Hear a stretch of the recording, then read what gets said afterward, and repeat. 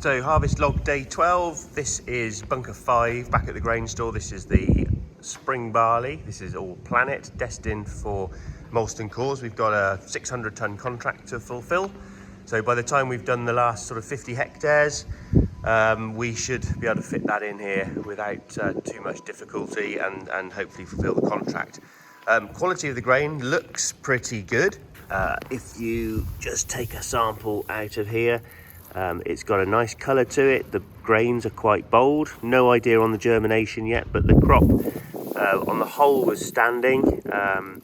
It's just about ripe, not overly ripe, so hopefully that germ will have been secured. It's been over the cleaner, so lots of the sort of smaller grains have been taken out. There's just, I see a bit of wheat just in there as well, which is a bit annoying, but there's a 6% tolerance on what they call admixture, wheat admixture. That's obviously because we don't want wheat in the barley for brewing. There's a few earwigs which have been combined as well, which is a bit of a shame for them, but not much we can do about that, I'm afraid.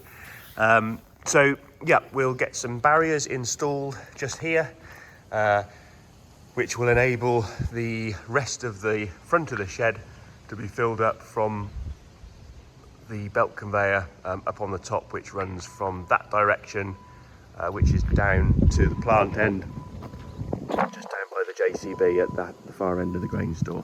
So the fans will be switched on when it's a little bit cooler at night, just to start the process of cooling the grain down. It's not overly hot at all, but good practice will be to try and get this down to about 10 degrees sort of after harvest and into the autumn, just to help maintain quality and the freshness of the grain. So yeah, harvest day 12.